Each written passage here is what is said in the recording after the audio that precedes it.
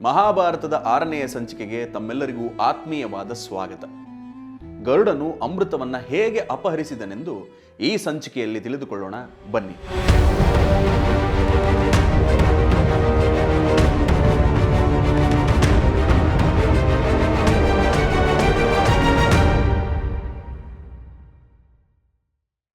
ವಿದ್ಯುತ್ತಿಗೂ ಅಗ್ನಿಗೂ ಸಮಾನನಾದ ವಿಶ್ವಕರ್ಮನು ಅಮೃತದ ರಕ್ಷಣೆಯನ್ನ ಮಾಡುತ್ತಿದ್ದನು.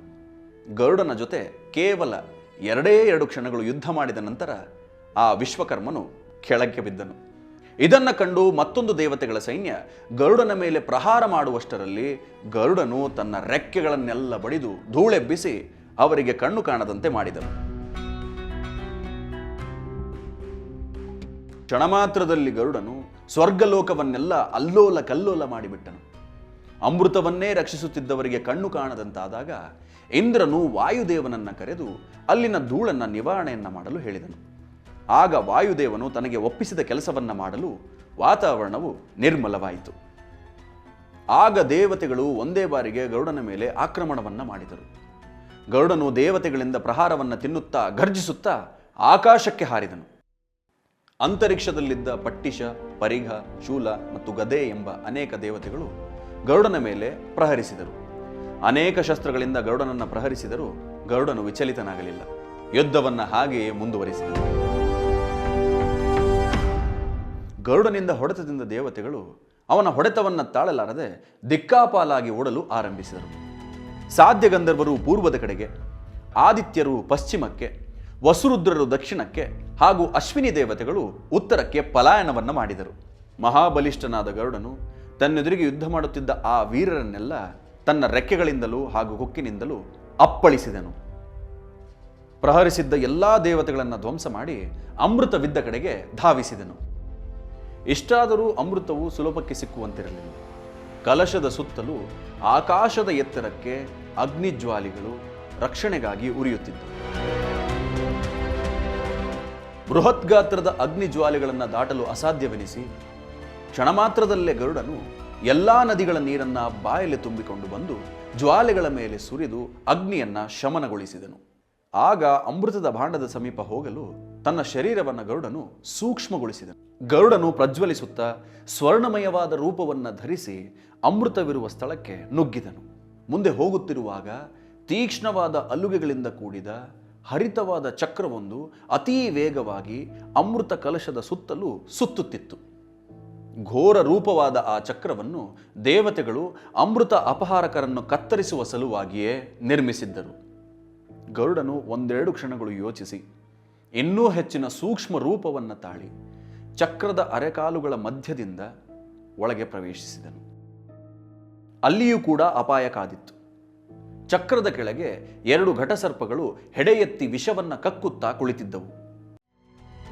ಆ ಮಹಾಸರ್ಪಗಳು ಯಾವಾಗಲೂ ಕೋಪದಿಂದ ಕೆಂಪಾದ ದೃಷ್ಟಿಯನ್ನು ಹೊಂದಿದ್ದು ತಮ್ಮ ಕಣ್ಣುಗಳನ್ನು ಮುಚ್ಚುತ್ತಲೇ ಇರಲಿಲ್ಲ.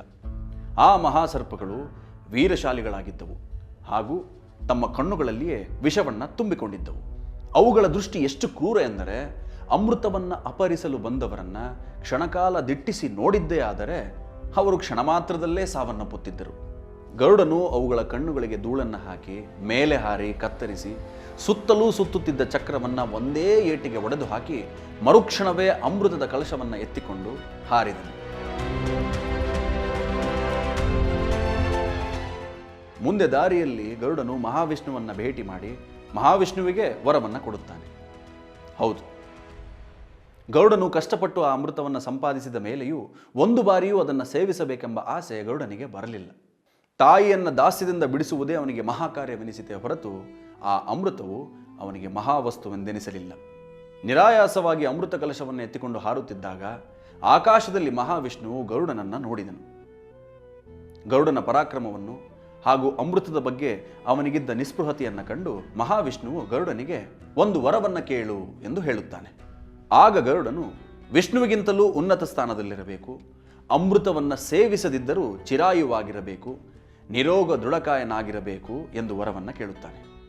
ಆಗ ಮಹಾವಿಷ್ಣುವು ಆಗಲಿ ಎಂದು ವರವನ್ನ ಕೊಡುತ್ತಾನೆ. ಪ್ರತಿಯಾಗಿ ಗರುಡನು ವಿಷ್ಣುವಿಗೆ ವರವನ್ನು ಕೇಳಲು ಹೇಳುತ್ತಾನೆ. ಆಗ ವಿಷ್ಣುವು ಗರುಡನಿಗೆ ನೀನು ನನ್ನ ವಾಹನವಾಗಿರಬೇಕು ಎಂದು ಹೇಳುತ್ತಾನೆ. ಆಗ ಗರುಡನು ಅದಕ್ಕೆ ಒಪ್ಪಿ ಆಗಲಿ ಎಂದು ವರವನ್ನು ಕೊಡುತ್ತಾನೆ. ಆದರೆ ಗರುಡನು ವಿಷ್ಣುವಿನ ಮೇಲಿರಬೇಕೆಂದು ಕೇಳಿಕೊಳ್ಳುತ್ತಾನೆ. ವಿಷ್ಣುವು ಗರುಡನನ್ನು ಕೆಳಗಿರುವಂತೆ, ಅದು ವಾಹನವಾಗಿರುವಂತೆ ಕೇಳಿಕೊಳ್ಳುತ್ತಾನೆ. ಅದಕ್ಕೆ ವಿಷ್ಣುವು ಗರುಡನನ್ನು ತನ್ನ ಧ್ವಜದಲ್ಲಿ ಇರಿಸಿ ಇಬ್ಬರ ವರಗಳು ನೆರವೇರುವಂತೆ ಮಾಡುತ್ತಾನೆ. ಗರುಡನು ವಿಷ್ಣುವಿಗೆ ನಮಸ್ಕರಿಸಿ ಅಮೃತ ಕಲಶವನ್ನು ಎತ್ತಿಕೊಂಡು ಹಾರುತ್ತಿದ್ದಾಗ ಇಂದ್ರನು ಎದುರಾಗಿ 3 ಲೋಕಗಳನ್ನು ನಡುಗಿಸುತ್ತಿದ್ದ ತನ್ನ ವಜ್ರಾಯುಧದಿಂದ ಗರುಡನ ಮೇಲೆ ಆಕ್ರಮಣವನ್ನು ಮಾಡುತ್ತಾನೆ. ಆಗ ಗರುಡನು ನಕ್ಕು, ಮಹೇಂದ್ರ, ನಿನ್ನ ವಜ್ರಾಯುಧ ಪ್ರಯೋಗದಿಂದ ನನಗೆ ಸ್ವಲ್ಪವಾದರೂ ಘಾಸಿಯಾಗಿದೆ ಎಂದು ಭಾವಿಸಬೇಡ. ಮಹರ್ಷಿ ದದೀಚಿ ಅಸ್ಥಿಯಿಂದ ಮಾಡಿರುವ ವಜ್ರಾಯುಧಕ್ಕೆ ಮಾನ್ಯತೆಯನ್ನು ಕೊಡುವ ಸಲುವಾಗಿ ನನ್ನೀ ಒಂದು ಗರಿಯನ್ನು ಕಿತ್ತು ಕೆಳಕ್ಕೆ ಹಾಕುವೆ.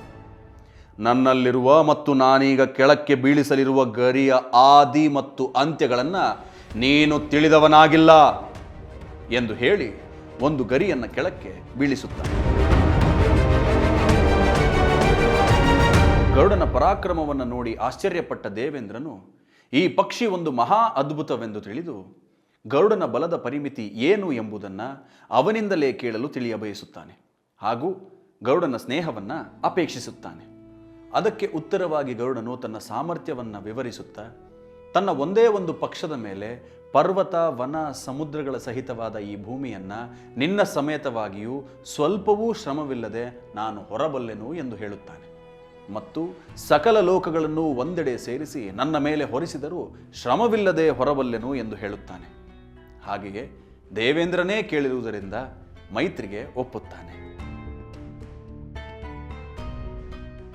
ದೇವೇಂದ್ರನಿಗೆ ಅಮೃತವನ್ನು ದೇವಲೋಕಕ್ಕೆ ಮತ್ತೆ ಒಯ್ಯುವ ಇಚ್ಛೆಯೂ ಇತ್ತು. ಹಾಗಾಗಿ ಗರುಡನನ್ನ ಕುರಿತು, ಸರ್ವಶಕ್ತನಾದ ನಿನಗೆ ಈ ಅಮೃತದ ಅವಶ್ಯಕತೆ ಏನಿದೆ? ನೀನಿದನ್ನು ಮತ್ತಾರಿಗಾದರೂ ಕೊಟ್ಟರೆ ಅವರು ಅಮೃತಪಾನವನ್ನು ಮಾಡಿ ನಮ್ಮನ್ನು ದ್ವೇಷಿಸುವರಲ್ಲದೆ ಮತ್ತೆ ಲೋಕಕ್ಕೆ ಹಾನಿಯನ್ನು ಉಂಟು ಮಾಡುತ್ತಾರೆ ಎಂದು ಹೇಳುತ್ತಾನೆ. ಆಗ ಗರುಡ, ದೇವೇಂದ್ರ, ಅಮೃತವನ್ನು ಕುಡಿಯುವ ಆಸೆ ನನಗಿಲ್ಲ ಎಂದು ಹೇಳುತ್ತಾನೆ. ಅದಕ್ಕೆ ದೇವೇಂದ್ರನು, ಹಾಗಾದರೆ ಕಳಶವನ್ನು ಹಿಂದಕ್ಕೆ ಕೊಡುವೆಯಾ ಎಂದು ಕೇಳುತ್ತಾನೆ. ಆಗ ಗರುಡ, ಈಗಲೇ ಇದನ್ನು ಕೊಡಲು ಆಗುವುದಿಲ್ಲ. ಇದರಿಂದ ಒಂದು ನಿರ್ದಿಷ್ಟವಾದ ಕಾರ್ಯವಾಗಬೇಕಿದೆ. ನಾನು ಇದನ್ನು ಒಂದು ನಿರ್ದಿಷ್ಟವಾದ ಸ್ಥಳದಲ್ಲಿ ಇಟ್ಟ ತಕ್ಷಣ ನೀನಿದನ್ನು ಒಯ್ಯಬಹುದು ಎಂದು ಹೇಳುತ್ತಾನೆ. ಹಾಗೆಯೇ ಆಗಲಿ ಎಂದು ಹೇಳುತ್ತಾ ದೇವೇಂದ್ರನು ಪಕ್ಷಿರಾಜನಿಗೆ ಒಂದು ವರವನ್ನು ಕೇಳಲು ಹೇಳುತ್ತಾನೆ. ಆಗ ಗರುಡನು, ನಾನು ಸರ್ಪಭಕ್ಷಕನಾಗಬೇಕು ಎಂದು ಕೇಳಿಕೊಳ್ಳುತ್ತಾನೆ. ದೇವೇಂದ್ರನು ಹಾಗೆಯೇ ಆಗಲಿ ಎಂದು, ನೀನು ಕಲಶವನ್ನು ಕೆಳಗೆ ಇಟ್ಟ ತಕ್ಷಣ ಮರುಕ್ಷಣವೇ ನಾನು ಅದನ್ನು ಒಯ್ಯುವೇನು ಎಂದು ಮತ್ತೆ ನೆನಪಿಸಿ ಅಲ್ಲಿಂದ ಹೊರಡುತ್ತಾನೆ. ಗರುಡನು ತನ್ನ ತಾಯಿಯನ್ನು ದಾಸ್ಯದಿಂದ ವಿಮೋಚನೆ ಮಾಡಲು ಸರ್ಪಗಳ ಬಳಿಗೆ ಬಂದು, ನಿಮ್ಮ ಅಭಿಲಾಷೆಯಂತೆ ನಾನು ಅಮೃತವನ್ನು ತಂದಿದ್ದೇನೆ. ನೀವು ಸ್ನಾನ ಮಾಡಿ ಶುಚಿಯಾಗಿ ಬನ್ನಿ. ಈ ಅಮೃತ ಕಲಶವನ್ನು ದರ್ಬೆಯ ಮೇಲೆ ಇಟ್ಟಿರುತ್ತೇನೆ. ಇಂದಿಗೆ ನನ್ನ ತಾಯಿಯ ಶಾಪದ ಮತ್ತು ದಾಸ್ಯದ ವಿಮೋಚನೆ ಆಯಿತು ಎಂದು ಹೇಳುತ್ತಾನೆ. ಅಮೃತ ಕಲಶವನ್ನು ಕಂಡ ಸರ್ಪಗಳು ಉದ್ವೇಗದಿಂದ ಖುಷಿಗೊಂಡು ತಥಾಸ್ತು ಎಂದು ಹೇಳಿ, ಎಂದಿನಿಂದ ನಿಮ್ಮ ತಾಯಿ ನಮ್ಮ ದಾಸಿಯಲ್ಲ ಎಂದು ಹೇಳಿ ಸ್ನಾನಕ್ಕೆ ಹೊರಟು ಹೋಗುತ್ತವೆ. ಗರುಡನ ಮಾತಿನಂತೆ ಅಮೃತ ಕಲಶವನ್ನು ದರ್ಬೆಯ ಮೇಲೆ ಇಟ್ಟ ಕ್ಷಣವೇ ದೇವೇಂದ್ರನು ಬಂದು ಆ ಕಲಶವನ್ನು ಎತ್ತಿಕೊಂಡು ಹೋಗುತ್ತಾನೆ. ಸರ್ಪಗಳು ಸ್ನಾನ ಮಾಡಿ ಶುಚಿಯಾಗಿ ಬಂದ ನಂತರ ನೋಡಿದರೆ ಅಮೃತ ಕಲಶವು ಅಲ್ಲಿರುವುದಿಲ್ಲ. ಅದನ್ನು ಸ್ವತಃ ದೇವೇಂದ್ರನೇ ಅಪಹರಿಸಿಕೊಂಡು ಹೋದ ಎಂದು ತಿಳಿದು ತಾವು ವಿನತೆಗೆ ಮಾಡಿದ ಮೋಸಕ್ಕೆ ಪ್ರತಿಯಾದ ಮೋಸವಿದು ಎಂದು ಭಾವಿಸಿ ವ್ಯಥೆಪಡುತ್ತವೆ. ಕಡೆಯ ಪಕ್ಷ ಅಮೃತವನ್ನಿಟ್ಟಿದ್ದ ದರ್ಬೆಯನ್ನಾದರೂ ನೆಕ್ಕಿದರೆ ಅಮೃತ ಸಿಗಬಹುದು ಎಂದು ಭಾವಿಸಿ ಆ ಸರ್ಪಗಳು ದರ್ಬೆಯನ್ನು ನೆಕ್ಕಲು ಆರಂಭಿಸಿದರೆ ಅವುಗಳ ನಾಲಿಗೆಗಳು ಸೀಳಿ 2 ಭಾಗಗಳಾದವೇ ಹೊರತು ಅಮೃತ ಸಿಗಲೇ ಇಲ್ಲ. ಅನಂತರ ಗರುಡನು ಆನಂದವಾಗಿ ತಾಯಿಯೊಂದಿಗೆ ಅರಣ್ಯದಲ್ಲಿ ವಿಹರಿಸುತ್ತಿದ್ದ.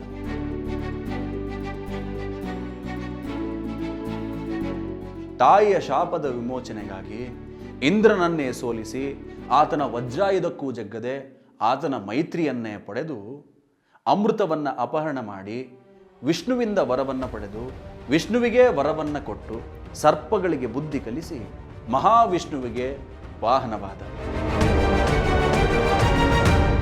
ಇತ್ತ ತಾಯಿಯ ಶಾಪ ವಿಮೋಚನೆಗಾಗಿ ಗರುಡ ಹರಸಾಹಸವನ್ನು ಪಟ್ಟರೆ ಅತ್ತ ಸರ್ಪಗಳ ಶಾಪ ವಿಮೋಚನೆಗಾಗಿ ಒಬ್ಬ ಋಷಿ ಬಂದ.